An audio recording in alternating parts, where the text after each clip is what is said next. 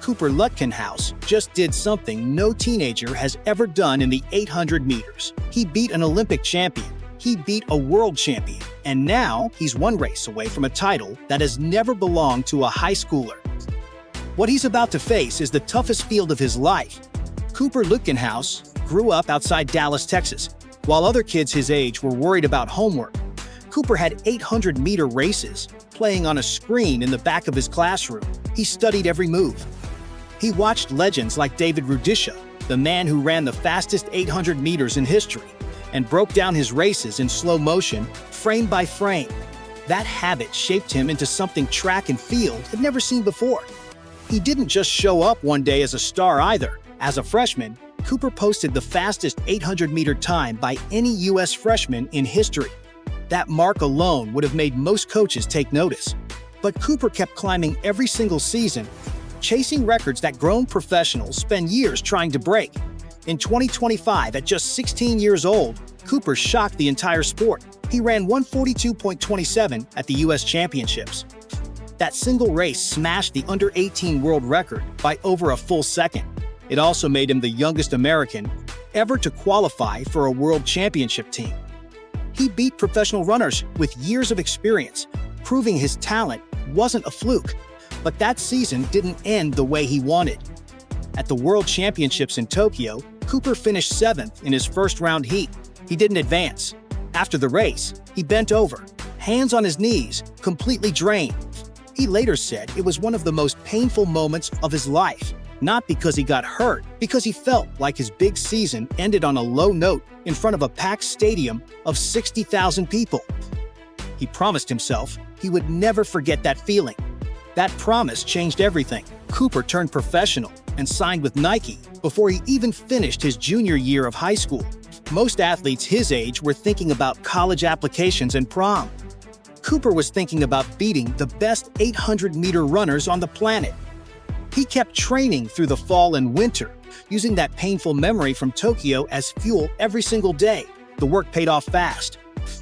In March of 2026, Cooper competed at the World Indoor Championships in Poland. He was only the third fastest runner in the field based on that season's times. Nobody expected him to win, but Cooper had other plans.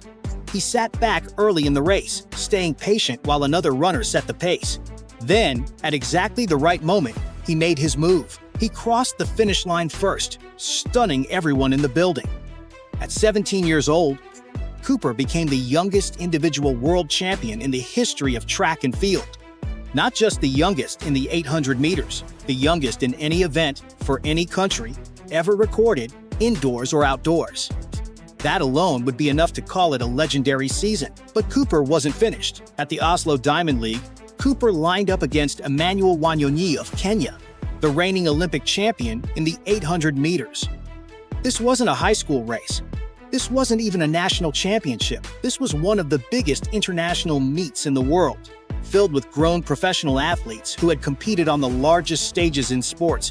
Cooper ran 1:42.08. He beat Wanyonyi by 1/100th of a second. Let that sink in. A high school junior beat the reigning Olympic champion in a straight-up race, with no age gap in the results, just a finish line. That time also made Cooper the third fastest American in history, over 800 meters. Only 2 men have ever run faster on U.S. soil, and both of them would soon be standing on the same start line as him. Every part of this story sounds like something out of a movie script. But Cooper is human, and even the best athletes lose sometimes. At the Prefontaine Classic in Eugene, Oregon, Cooper faced Brandon Miller, a strong professional runner coming off his own big win. Miller pulled away in the final meters and beat Cooper 1:43.68 to 1:44.62. It was Cooper's first loss of the entire year. Instead of making excuses, Cooper stayed calm about it. He said if 1:44 was his bad day, he would take it. He also said the loss gave him something to work on before nationals. That mindset says a lot about why this kid keeps winning. He treats every setback like fuel instead of failure, something plenty of grown athletes still struggle to do.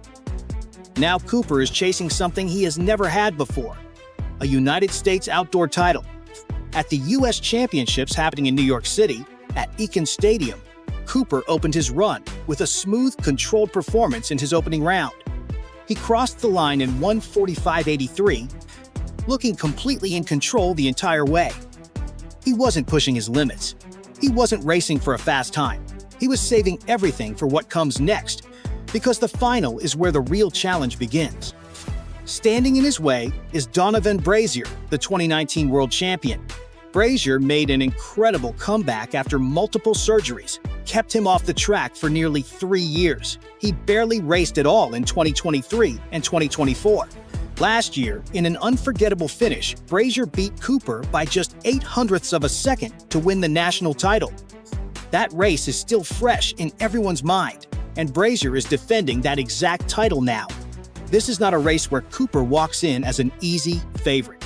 Every single runner in that final has beaten top competition before. Every one of them wants this title just as badly as Cooper does. Brazier already knows what it feels like to outrun this teenager in the biggest moment. On paper, this might be the deepest 800-meter field in the country's history, with 4 men capable of running under 1:43 on their best day. There's also the matter of Cooper's schedule. He's still balancing travel, competition, and a full course load back in Texas. Some weeks he flies out for a Diamond League meet in Europe, then flies back in time for regular classes. Most professional athletes only have to worry about training and recovery. Cooper has to worry about all of that, plus turning in assignments on time. It's an unusual life for someone chasing world titles, but he's made it work all season long. But here's what makes Cooper different. He doesn't run scared. He waits, he watches, and he strikes late. That was his exact strategy in Poland when he won the world title, letting another runner lead early before taking over at the perfect moment. It's a mature strategy for someone his age. Race after race against runners twice his age. Cooper is still enrolled in high school. He still has classes to attend and a curfew to follow. Yet he is competing and often beating. Somehow, for Cooper, it barely seems to slow him down at all. Think about everything this 17-year-old has already done in less than 2 years. Youngest American ever to make a world team, youngest individual world champion in track and field history, a win over a reigning Olympic champion. The final in New York will decide if Cooper Lutkenhaus becomes the youngest U.S. 800-meter champion ever, or if the veterans chasing him finally catch the kid who has been outrunning grown men all season long. Cooper has the patience and the memory of Tokyo pushing him forward. 1 race, 4 serious contenders, a national title on the line, in front of a home crowd in New York City. The only question left is whether experience finally catches up to talent, or whether this 17-year-old keeps proving that age really is just a number.